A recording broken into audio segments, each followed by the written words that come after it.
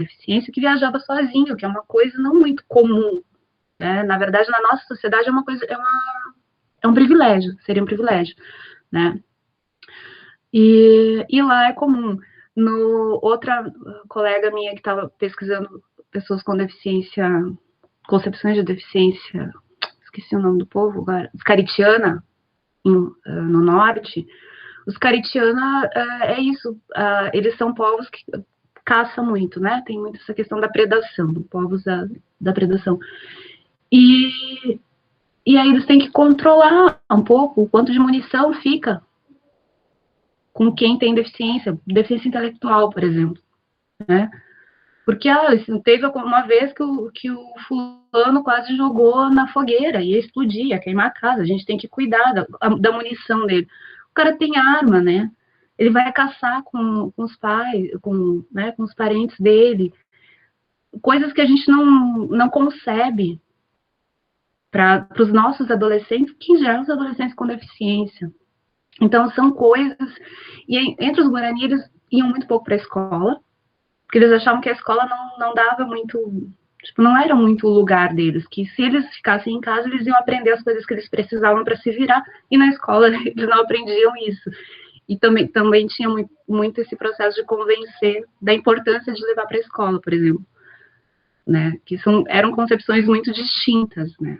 Do atendimento que eu aprendi, que era do educador especial, ou do lugar da educação especial, dentro da escola indígena, é muito, muito diferente.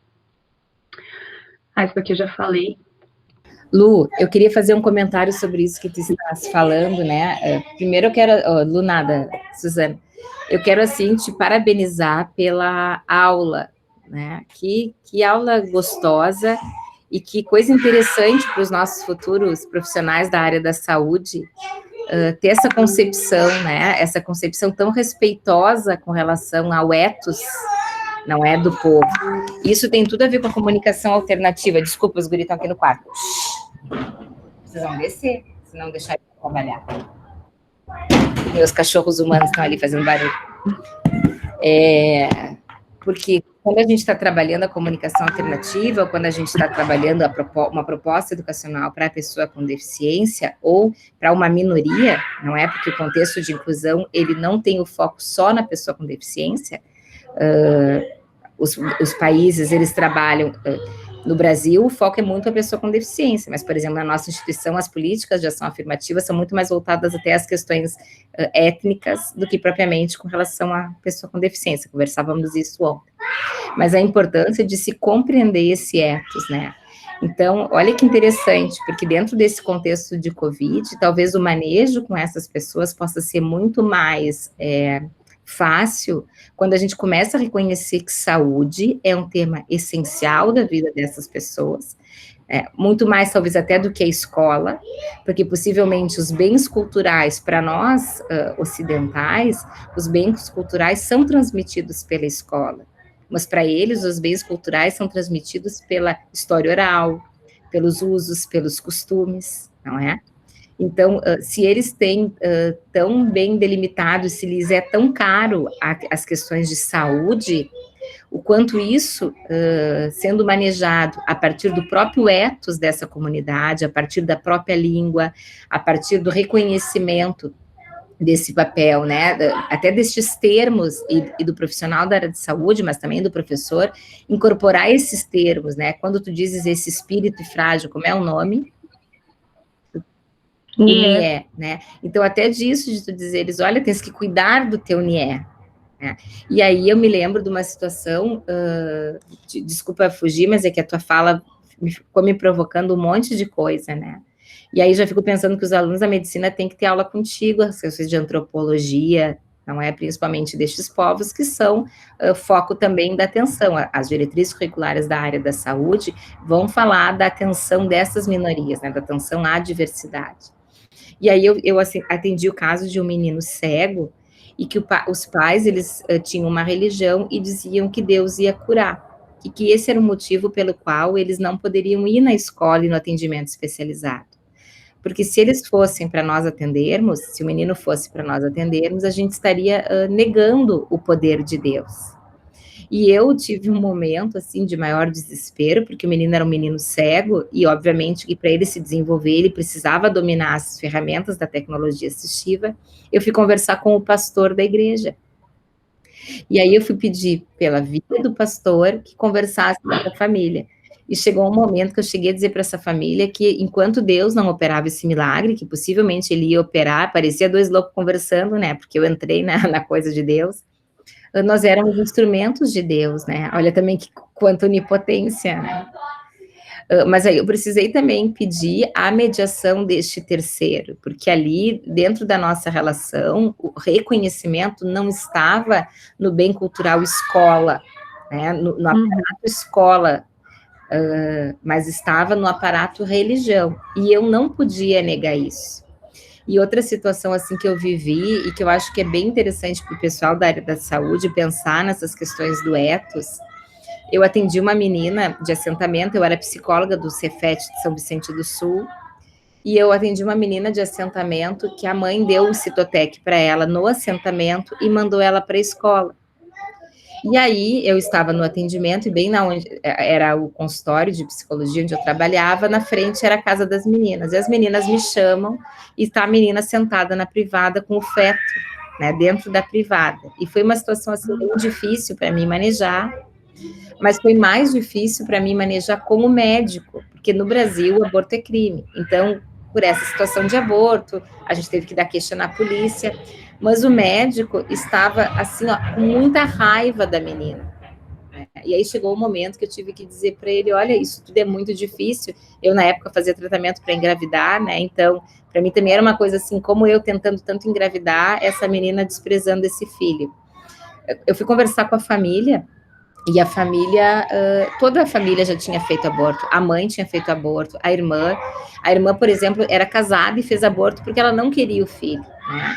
E aí chegou um momento que eu tive que explicar para o médico que o que estava ego distônico era a vivência dele com relação ao aborto, né?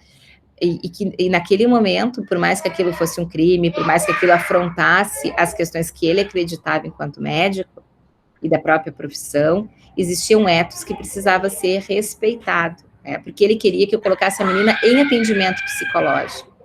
E eu dizia para ele, mas ela não está sofrendo com o que aconteceu. Isso faz parte do ethos dela. Isso para ela foi uma situação resolvida, mas não está resolvida para ti, eu dizia para ele. Tu que vais ter que resolver essa situação. É isso, eu vou ali só para mandar os guris pararem que estão gritando. Ah, perfeito, perfeito. Essa é a maior dificuldade, né? É a forma como a gente enxerga essa realidade a partir dos nossos valores e tudo mais. E mesmo com a minha formação primeiro na educação especial e depois indo para a antropologia, que a gente faz todo o exercício, né, de fazer distanciamento, né, de olhar uma realidade com estranhamento, distanciamento de ti, distanciamento do teu lugar, para a gente poder entender melhor o que está acontecendo, é um processo muito complicado, né?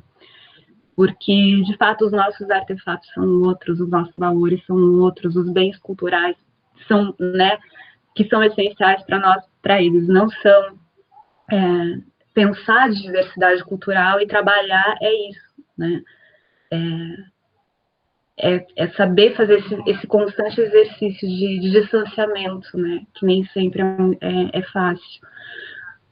E de estranhamento também. Eu me lembro, essa história, Amélia, me lembrou que quando eu estava grávida, quando as pessoas sabem que eu sou antropóloga, todo mundo me pergunta várias coisas, né? Assim, né? Eu lembro quando eu fiz o exame médico na Unipampa, tive várias conversas com a médica da Unipampa, e quando eu estava grávida, que eu fui num médico em Bagé, que ele tinha essa perspectiva do parto humanizado, né? Eu queria ter um parto humanizado. Ele me disse assim, que interessante, como que é a questão do aborto e da vida, né? Entre os povos indígenas. Eu falei, olha, a vida está muito relacionada ao quanto de humanidade se tem naquele corpo, né? Tá, o status de humano. Você é completamente humano para os Guarani depois que você aprende a falar, né? É isso que faz o teu NIE estar no corpo. Antes eles sabem que está vindo, mas não. A criança pequena, ela muito mais próxima da divindade, né, desse mundo originário dela, do que do nosso, né? E interrupção de gravidez, ou mesmo contraceptivo, né, que são próprios, que são com plantas, é isso, é um controle sobre essa humanidade gerada, né? E aí ele falou assim, por isso que a minha definição de humanidade é a concepção. Se uma célula é vida, aquilo ali já é vida, essa é a minha concepção de humanidade, e é por isso que eu não sou a favor de interromper a gravidez, né? Até porque eu sou católico e a minha concepção de humanidade vem da Bíblia, e eu achei aquilo interessantíssimo, porque ele né? Não vem da ciência, não vem da medicina, não vem da Bíblia, a minha concepção de humanidade. Né? E para mim foi muito ilustrativo, assim, né? Da constituição cultural daquele médico, né? E de como ele ia enxergar essa questão da concepção da gravidez, enfim, né? E da humanização, que era uma coisa que ele defende tanto, tá super famoso aí em Bagé por causa disso. Susana, mas, enfim, uma pergunta. Diga. Tudo bom? Então, na enfermagem nós temos uma teórica, né? Não sei se tu conhece, a Madeleine Leininger. Então, ela fez enfermagem, depois fez antropologia, né? E ela traz essa questão, né, da aproximação, né, e do cuidado transcultural. Então, ela traz para nós essa questão de como a gente se aproxima, né? Isso que a professora Amélia falou. Então a família toda já tinha uma experiência com aborto, né? Enfim, mas também da gente propor outras formas para aquela família, né? De controle, se não querem ter mais filhos, que possibilidades que tem. Então, quando a gente se aproxima, né, das questões culturais, mas também a gente se aproximando, também trazendo alternativas, né, que possam ser construídas com aquela família. Porque tem as questões dos riscos para a saúde, né, em relação ao aborto, né. Então, eu fico pensando assim, questões de cuidado, eu fiquei me colocando no lugar da menina, né? Tomar um Citotec e ir para a escola. Então, eu fiquei pensando que pode ser que parecia resolvido, mas eu fiquei pensando, será que como é que ela se sentiu, né? Naquela situação ali, enfim. E da gente pensar, né, que mesmo que exista isso, e fora das culturas indígenas, eu já atendi mulheres com 20 e poucos abortos, em que o aborto ele era uma forma de contracepção daquela mulher, porque ela não conhecia outras formas. Então, no momento, a Leininger traz bem isso, né, da gente fazer a aproximação, conhecer aquela cultura, mas também, ao mesmo tempo, vendo aquilo que não é tão bom ou que poderia ter outras formas de se fazer que fossem, né, melhores, propor, então, né, modificações. Que nem a minha colega falou que às vezes a gente estava trabalhando ontem sobre a asma e tem muitas coisas de simpatia, né, na asma, e tem coisas que não são tão boas. Né? Então, aí, qual é o papel do profissional de saúde, né? Eu vou falar nós como enfermeiros, né? Porque eu gosto muito da Leininger. Então, o nosso papel como enfermeiro é se aproximar, conhecer, não desvalorizar, trazer para dentro do cuidado aquela questão cultural e ir mostrando para aquela família como podemos fazer diferente ou como podemos deixar a simpatia, mas usar também a medicação, que a medicação também vai ser importante, né? Por exemplo, não é indígenas, né? Mas todo mundo gosta de usar aquelas faixas de umbigo, né? Nas crianças recém-nascidas. E aí, como é que a gente mostra lá na policlínica infantil que não é para usar? A gente mostra a respiração da criança. Não, mas a minha avó, minha bisavó, todo mundo usou. Então a criança vai ficar com o umbigo rendido, eles chamam, né? Vai ficar assim e tal. E eu digo, não, vamos ver como é que a criança respira. Então, a gente vai se aproximando, porque simplesmente tu arrancar a faixa de umbigo e dizer que não vai usar mais, né? Vai dobrar a esquina e vai utilizar. Então, a gente se aproximar e ver o que não é tão bom e construir outras formas também, eu acho que é bem importante, assim, né? Pensando principalmente nessa questão do aborto, que não é só uma coisa da cultura indígena, mas também tem muitas mulheres, né? Diferentes outras culturas que passam por essas experiências E apesar de parecer algo que seja normal, que traz uma certo, né, desconforto para a própria mulher, enfim. Então, conhecer isso e que outras, né, alternativas que a gente pode ofertar para ela, enfim, acho que isso é importante a gente pensar, né? Até porque a ideia de itinerário terapêutico é muito presente também, né? Que eu acho que é uma coisa que dá para se valer nesses casos, né? Que é bem o que tu está dizendo. Legal a simpatia, mas você também pode fazer isso aqui, né? Porque nesses modos de cuidar, né? Assim, quem faz a simpatia também toma o chá, também se benze, também, né? Tem um conjunto de cuidados que a medicação pode ser só mais um, né? Quando a gente entende esse princípio do itinerário. No geral, não se recorre só a um tipo de remédio, né? Ou a um tipo de tratamento, ainda que nos termos nativos, assim, né? A simpatia, o benzimento, o chá, o mate, a dieta alimentar, e pode ser a medicação também. No contexto indígena, aí duas coisas, né? No contexto indígena, se a pessoa vai no posto de saúde é porque ela sabe que precisa. Hoje, a gente tem nas aldeias uma possibilidade muito bacana, que é os agentes de saúde. São os agentes de saúde, né? Isso também se transformou ao longo dos anos. Agente de saúde, assim como o professor, era espaço de poder, né? Então, às vezes, você tinha agente de saúde homem que ia, por exemplo, acompanhar uma gestante, né? Que é uma coisa não muito legal, assim, para as mulheres, porque elas sempre falam que assuntos de mulheres, elas falam com mulheres, né? As Guarani, no caso. Então, mas hoje já tem agente de saúde de mulheres, também já foi revisto, já tem. Então, tem esse acompanhamento, e tem uma pessoa que fala a língua, que é da comunidade, que consegue acompanhar, que tem esse diálogo com médico, e as enfermeiras têm um papel fundamental nessa aldeia, porque quando não tinha médico, então, as enfermeiras tinham, né? A enfermeira estava lá. Eu lembro da Vita, que era a enfermeira por muitos anos, a enfermeira no posto de saúde. E a Vita tinha todo esse trânsito, né,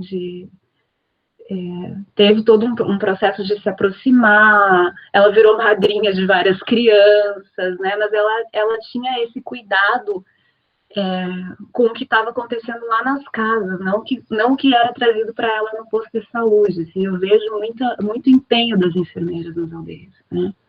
E sim, na maioria são mulheres também, né, não são mais enfermeiras. E eu vejo que foi uma coisa que foi crescendo e foi melhorando muito ao longo dos anos nas aldeias. A questão do aborto, não sei se a Tati está aí, ela vai tentar me lembrar, vai me ajudar a lembrar da menina que estava pesquisando aborto nos municípios que tem campus da Unipampa, em Uruguaiana. Oi, profs. Isso era o trabalho de uma orientanda da professora Fábio. Ela pesquisou a questão do aborto entre as acadêmicas da Unipampa. Uhum. E na fronteira, eu lembro que isso foi uma coisa que eu perguntei para ela, eu não lembro o nome da menina agora para falar, da orientanda da Fábio. Tô tentando lembrar. Por exemplo, Livramento, casos de que o medicamento, né, foi acessado em Rivera, porque Rivera você pode comprar, e aí depois traz para Livramento, e que o namorado comprou e trouxe, que são registros da pesquisa dela dos nossos alunos da Unipampa, né, nossas alunas da Unipampa, que acho que é uma pesquisa muito importante para nós, assim.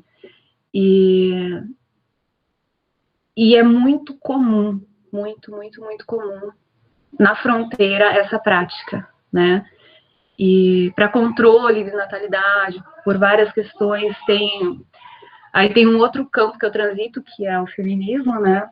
Tem coletivo e tem a Marcha das Mulheres em Livramento, que elas fazem um trabalho nesse sentido, né? De falar o quão importante. Claro, uma das principais bandeiras da Marcha das Mulheres é o aborto seguro, né? São os direitos reprodutivos e tudo mais, mas que elas fazem isso de falar sobre as consequências do uso do Citotec, né?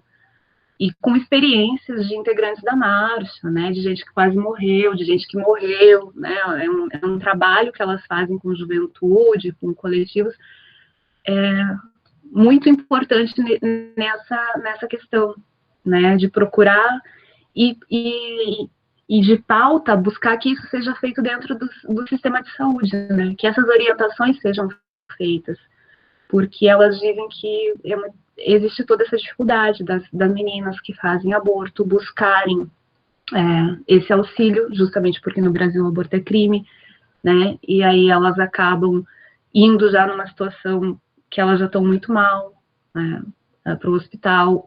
Depende muito da boa vontade de quem atenda, né, justamente por isso, porque o médico que vai atender, o profissional que vai atender, não pode ser conivente, né, então isso que a Amélia falou vai acabar em denúncia, e elas não querem isso, né, mas é uma prática muito recorrente, e isso me fez lembrar também dessa pesquisa, muito recorrente entre os nossos alunos, né, e um medicamento de fácil acesso na fronteira. Suzana, tu sabe que nós temos uma enfermeira que foi até uma notícia bem, assim, nas mídias sociais, né? Que ela foi acionada pelo conselho porque ela denunciou uma menina que chegou com suspeita de aborto. Então, o que o Ministério da Saúde hoje recomenda, né?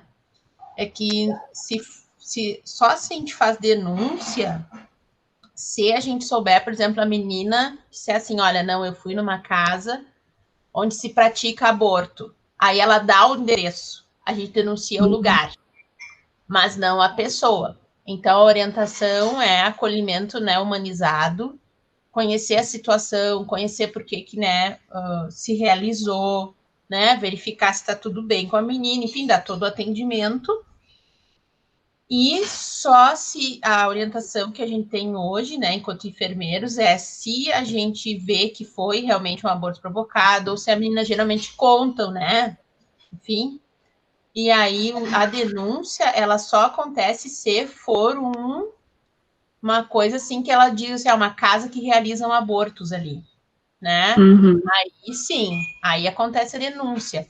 Mas o Ministério da Saúde, nem o Conselho de Enfermagem, né? Eles não dão orientação de denúncia hoje, mas sim do acolhimento, de conversar, como eu falei, né? Que muitas vezes, como a professora Amélia trouxe, aquilo é uma coisa recorrente, né? De cuidado em relação à saúde daquela pessoa, né? De ofertar outras formas, mas não de denunciar a pessoa. Inclusive, teve até na mídia social bastante isso, né, em relação a essa enfermeira. Foi uma notícia que até eu usei na minha aula. E sobre por que ela denunciou e o que era mais importante naquele momento, né? Se era a denúncia ou se era cuidar daquela pessoa que estava ali, né? Então, claro. Se é sabido casa de aborto e tal, aí sim, se denuncia aquele local. A menina chega e diz, ó, lá no lugar tal tem aquele lugar. Aí tu denuncia aquilo ali, mas não a pessoa que chegou para atendimento. Muito importante isso, né? Fundamental. Que legal, que bom saber. Aí, bom, indo pro final, né? Os símbolos, pensando em comunicação alternativa, porque, para mim, era uma possibilidade de troca mesmo, de comunicação não verbal, né? Então, quando eu não... Hoje eu tô mais, né? Tô mais tranquila no Guarani, mas quando eu comecei a trabalhar não sabia nada, né? E aí eu usava muito desse recurso da comunicação não verbal, usava muito desenho, com as crianças eu sempre desenhei muito, né? Ou então ficava falando de um em um, porque uma das coisas que eu aprendi primeiro em Guarani foi petem, né? Então, se era mais de uma coisa, falar, ó, petem, né? Ficava desenhando ali, até que eu conseguisse estabelecer algum tipo de troca. Então, quando eu pensei, né, junto com a Amélia, sobre como poderia ser a minha participação, é de falar um pouco sobre a importância dessa comunicação não verbal quando a gente está, e de símbolos, né, que digam coisas em comuns quando a gente não consegue estabelecer um diálogo pela questão da língua, por questões culturais, né, e quando a gente também está num processo de conhecer essa outra cultura. Coisas que são recorrentes e que funcionam, né? E aí já tem, inclusive, na prancha, e a Amélia falou várias vezes desse exemplo, falou também do exemplo da Lelê, da gatinha, que são ícones que funcionam, né?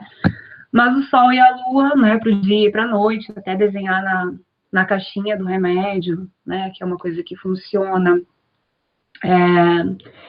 Para além de dia e noite, né, sol é nome em Guarani, então, assim, se você tem um receituário que você vai dar para uma mãe, as mulheres, elas têm um papel muito para dentro da aldeia, né, de falar muito para dentro da aldeia, de trabalhar muito para dentro da aldeia. Então, a língua portuguesa não é uma coisa assim, que elas dominam, que a maioria das mulheres dominam. Os homens dominam mais a língua portuguesa porque eles têm mais essa função de falar para fora, né? E as crianças em função do processo de escolarização, né? Mas você tem mães jovens, mães com 30 anos, que falam muito mais Guarani, falam muito pouco português, né? Quando vão fazer compras na cidade, inclusive vão com as crianças, porque as crianças falam melhor português. Então, ter um terceiro na comunicação é importante, e às vezes o terceiro vai ser a criança, que vai estar sempre junto. E aí é nome também, por exemplo, tem a namorada de Yamandu, tem vários nomes, por exemplo, né? Desse lugar de onde a gente vem também o nosso nome, porque ele é representativo e indicativo do nosso NIE. Por isso que as crianças só recebem nome com 1 ano de idade, né? Um pouco mais de 1 ano de idade, que elas já estão expressando de alguma forma, né? A voz delas está saindo, né? Elas estão, então, é um sinal que é o NIE se manifestando, então elas já podem ser batizadas. Elas vão receber o nome quando nascerem, vão sair do hospital, se estiverem, né, nascido no hospital, hoje em dia os partos, na maioria das vezes, é no hospital, com certidão de nascimento com um nome não indígena, um sobrenome muitas vezes inventado, porque não é assim, não é uma prática, né? Não é significativo o nome e o sobrenome. Às vezes a pessoa diz, meu sobrenome é X, né? Tem muito Guarani Ferreira, então botei que meu sobrenome é Ferreira. Mas o meu nome mesmo é Quarapotã, é um nome que eu recebi no Inhamungaraí, que é a cerimônia de nominação, né? O batismo Guarani. Então, tem muitas crianças que são, o nome da criança é Sol, traduzindo, né? Que é Quaraú, porque ele vem da morada de Yamandu, daí tem Quaraupotã, tem, né? Tem Quaraupora, tem Quaraú, tem vários. Mas pode dizer assim, esse é o remédio do Quaraú, desenha um sol, tranquilo ali, é o nome da criança. Se é Verá, né, ou se é Pará, que é água, né, pode colocar uma chuva ali, tranquilo, que identifica muito melhor, porque essas mães também não sabem, elas não sabem falar português, né, claro, elas não foram alfabetizadas, né, e aí fica mais fácil delas identificarem também o uso por todos os nomes Guarani, os nomes de verdade, né, eles são referências à natureza, então pode identificar dessa forma. Uma coisa que eu acho que funciona também, que eu vejo que funciona, muita gente usa relógio digital, então fazer o desenho, né, também funciona. E um dos recursos que eu mais, esse aqui tá ilustrativo, né, inclusive eu peguei de um catálogo de venda, a intenção não é fazer propaganda, mas o álbum seriado funciona, que é uma beleza, né, porque as rotinas e as orientações, elas estão pormenorizadas, elas não estão só ilustradas, né, tem muitas cartilhas da área da saúde que elas têm ilustrações belíssimas, mas que a informação em si está no texto escrito e não está na imagem, né? E tem vários álbuns seriados, eu lembro de um de tuberculose, que a gente acompanhou um caso de um senhor que teve tuberculose no acampamento de Santa Maria, do uso do álbum seriado para orientação, né? Porque também tem tudo isso, tem pessoas mais velhas que ficam muito constrangidas quando são atendidas, para além das questões culturais, tem outros elementos da ordem da subjetividade. E o álbum seriado funciona. Essa interação, né, essa mediação do agente de saúde indígena, né, são aprendizagens generificadas, então, sempre que tiver a oportunidade de ser uma mulher para orientar uma mulher que seja dessa forma, né? Com um homem é a mesma coisa, porque são muito divididas, né? Não são hierarquizadas, mas são generificadas, são coisas que são assuntos e conhecimentos masculinos, assuntos e conhecimentos femininos, que são coisas importantes. E aí, por fim, só trouxe aqui para, né, porque o princípio de tudo foi essa questão da pandemia e a atenção, o mapa mais atualizado da Covid-19 nos povos indígenas no Brasil, né? Então, a gente no Sul aqui, na semana anterior, né, foi do último dia que eu participei do curso, a gente teve 2 mortes na terra indígena da Serrinha, aqui no Rio Grande do Sul, 2 mortes caingangues, são 4 no total, né, mas só destaco essas porque eram pessoas conhecidas, né, da família de ex-alunos meus, assim, então é uma coisa que está muito, muito presente nas aldeias, né, e se estruturou já há mais tempo antes disso, né, uma rede de apoio, uma rede indígena e indigenista de combate à Covid no Rio Grande do Sul, porque, de fato, os povos aqui do Sul, eles têm terras muito menores, têm possibilidades muito menores, né, de ter saúde nos termos nativos. Então, por exemplo, os caingangue, e as mortes são mortes de caingangue, né, que estavam trabalhando em frigoríficos, estão em situações de precarização da vida, né, e estão sendo comunidades mais atingidas. Mas a gente tem vários outros números a nível de Brasil também, né, e é uma campanha que o pessoal tem feito da importância da saúde pública, da importância da saúde indígena. A PIB é uma articulação dos povos indígenas do Brasil, né, e eles têm frisado muito isso, assim, que desses números, né, no total de 517 falecidos, 15.180 infectados, né, e o número de povos atingidos, eles dizem que não são só pessoas, né, são universos de conhecimento, são trajetórias, é muito mais que corpos que se perde, né, quando esse processo não é o processo que seria o esperado, ou natural, porque também a ideia de natureza, nessa perspectiva, ela é construída, né, quando morre um ancião, principalmente, né, se bem que a gente teve uma morte de ancião, e na semana anterior a gente teve de uma liderança jovem, de 40 e poucos anos também, né, que era uma pessoa muito querida. Para a gente pensar um pouco sobre isso, sobre a importância, né, da saúde pública, a importância do que fazemos, a importância da atenção a esses povos, a importância desse olhar que eles estão tendo, porque, na verdade, o atendimento mais sério que está acontecendo é através dessa rede que eles mesmos organizaram. Então, na verdade, é um processo de auto-organização, não é um processo do governo, né? Não é uma atenção da FUNAI, não é uma atenção da CESAI, né? É uma auto-organização indígena que foi feita nessa rede que eles organizaram no Sul.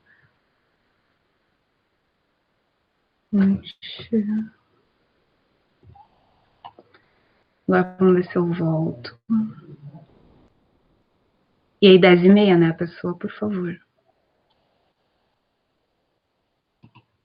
Excelente, Suzana, excelente, excelente, encantada em ouvir falar. Depois já vou te convidar para a aula do mestrado, fique aí.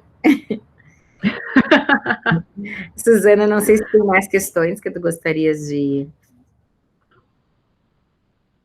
Não, eu acho que é isso. Eu já passei do meu tempo, você tinha que ter me cortado, Amélia, porque eu não estava enxergando nada. Depois, quando eu vi, era 10h20, eu falei, ai, meu Deus do céu. Não, mas foi ótimo, foi ótimo.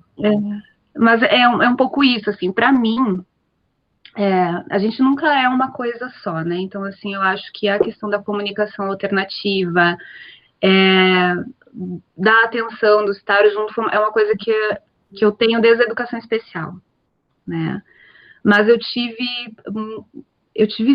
demorei para conseguir integrar as coisas e perceber isso, assim, o quanto eu precisei primeiro entender essa cultura para poder, de fato, usar de forma positiva a comunicação não verbal, né? E para entender noções de deficiência, corpo, várias coisas, né? E que me constituem hoje também, porque saio da educação especial, vou para antropologia, descambo no feminismo, justamente por essas questões de corpo, de saúde, né? De vida. E aí o que eu trouxe hoje para vocês é um pouco de cada coisa para pensar isso, para pensar, para além das pranchas, né? Que os símbolos, ou os recursos que se tem muita coisa boa, acho que é importante dizer isso, tem muita coisa boa de saúde indígena, os materiais que os agentes de saúde usam, eu queria para mim, assim, porque eles são muito bem elaborados, e apesar de a gente ter tantos problemas na área do indigenismo, a área da saúde é uma das que melhor opera, né? Então tenho muita esperança nessa área e nesses profissionais também. E agradecer a paciência e a escuta de vocês. E me desculpar com a Fábio. Desculpa, Fábio. Não tem problema. A Fábio fica para outra sexta, junto com a Cássia, né? Acho que foi super importante a tua fala, e nós podemos tomá-la por diferentes lugares, não é? Quando nós trabalhamos com aluno com deficiência, ontem conversávamos um pouco isso na disciplina do mestrado, o próprio planejamento do ensino, ele precisa reconhecer as características deste aluno. Hoje a gente discute a questão do planejamento no contexto de pandemia. Eu preciso reconhecer, inclusive, as características, as possibilidades que essas famílias têm de acesso, os recursos que essas famílias vão ter em casa para poder realizar as atividades. Então, eu preciso planejar reconhecendo esse entorno. E aí também acho que nos dá uma dimensão assim, muito de humanidade, aquilo que o Freire vai falar da nossa consciência do inacabamento, né? Então, frente a tudo isso que tu nos colocaste, o quanto o profissional da área de saúde e o profissional da área da educação, eles precisam ter essa consciência do inacabamento, no sentido de que eles precisam aprender com o paciente, e que ao aprender com o paciente, ao reconhecer esse ethos, possivelmente a adesão ao tratamento, a compreensão da abordagem terapêutica vai ser muito mais bem compreendida, né? E a gente vê isso no contexto da educação. Muitas vezes, quando nós inserimos até os hábitos que a família usa em casa com essa criança, ela consegue ter uma resposta muito melhor na atividade da escola, né? E aí, no contexto da inclusão, por exemplo, a gente sempre inclui a família no planejamento. A família deve participar das decisões, e até mesmo das decisões de modificação de currículo, enfim, né? Então, tenho certeza, assim, que foi super bom para os nossos alunos, os nossos colegas, para nós, professores. Te agradeço, assim, por essa belíssima aula, e até sugiro para as colegas do campus de Uruguaiana que tenham um momento para falar sobre a saúde destes povos, né? Até porque tu tivesse uma possibilidade de pesquisa, de estar lá dentro e conhecendo, né? E com esse teu jeito manso, doce de falar, foi uma delícia, assim. Isso e o meu mate, tirando as crianças que se paulharam aqui atrás, vocês devem ter ouvido, foi maravilhoso, né? Queridos, em respeito ao horário, eu vou terminar a aula. Eu vou, então, pedir que o Lucas nos mande o material que a gente havia combinado, para que a gente possa trabalhar essa semana. E aí, nós vamos combinar assim, a Fábio e a Cássia começam a próxima aula, e nós discutimos as possibilidades das pranchas para o pessoal de Itaqui. E aí, assim, te ouvindo falar, Suzana, eu fiquei com muita vontade de nós montarmos a prancha para os caigangues, né? Mas montarmos com esses pictogramas que são responsivos a essas características culturais.